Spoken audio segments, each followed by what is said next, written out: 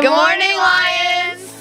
Good morning, Fairfield Lions. It's Friday, September 12th. Time to finish the week strong. Here's today's motivational thought. Every accomplishment starts with a decision to try. What's one thing you'll decide to try today? Great question to start the day. Now please rise and join us for the Pledge of Allegiance. Thank you. Please rise for the Pledge of Allegiance. I pledge allegiance to the flag of the United States of America and to the republic for which it stands, one nation, under God, indivisible, with liberty and justice for all. Thank you. Your Friday forecast. Sunny skies with a high near 83 degrees and a low of 50. Winds will be light out of the northeast at 4 miles per hour with only 6% chance of rain. And here's your weekend outlook. Saturday, partly cloudy with a high of 85 degrees, low of 58 degrees, and with just a 6% chance of rain. Sunday, partly cloudy again and a little warmer with a high of 87, a low of 58, and a 9% chance of rain. Looks like a perfect September weekend. What do trees do in September? They turn over a new leaf.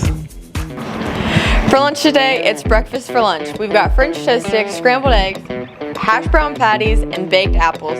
Fun fact, the idea of brunch serving breakfast foods at lunch was the first popularized in England in the late 1800s and has been a weekend favorite ever since. Yesterday, we asked if you put $50 in the bank and at 5% interest for 1 year, how much interest would you earn? The answer is $2.50. Small amounts may not seem like much, but they grow bigger when you save or invest over time. In the markets, the S&P 500 and NASDAQ both hit new records while Klarna's stock popped 14% in its IPO debut. Here's today's financial tip. Investing isn't just stocks. Some people even invest in collectibles like Pokemon or sports trading cards. We're lucky because we have an expert right here at Fairfield, Mr. Williams, who knows all about trading card investing. Here are 4 questions to think about for him. What makes a trading card valuable over time? It depends on the market. It's just like stocks I compare it to. And the market's always changing, so you got to be up to date with the market. Nowadays, it's more about rarity and popularity more than anything. So. Okay. How do you know if a card is worth keeping or selling? Once again, you just have to follow the market. It goes in trends. The trend will change. One card that could be worth, $1,000 might be worth $50 in a few years. So just like anything, you have to become knowledgeable on your subject and continue to try to adapt to kind of where the market's heading.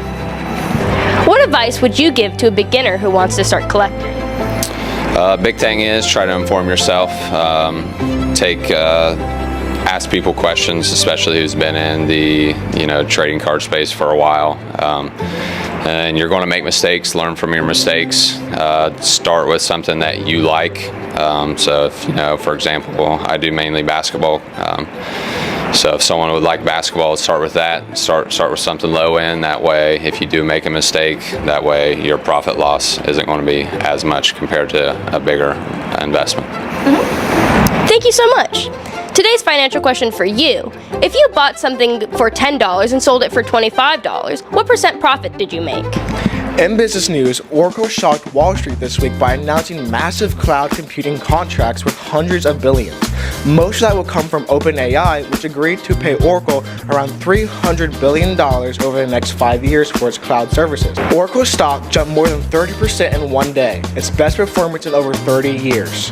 Around the world, NATO leaders met after Russian drones were shot down over Poland.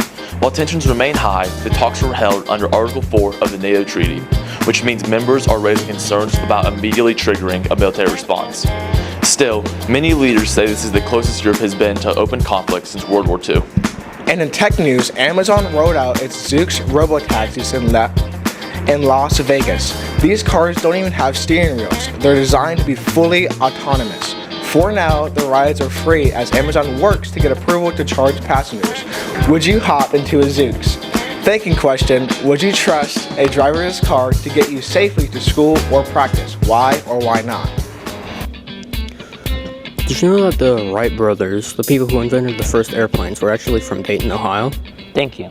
Saturday is library, gym, music, computers.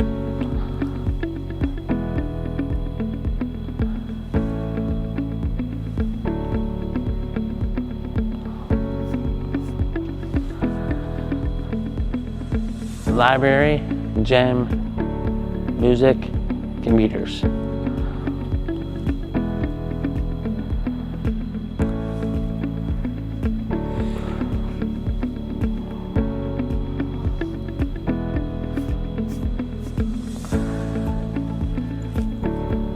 Library, gym, music, computers.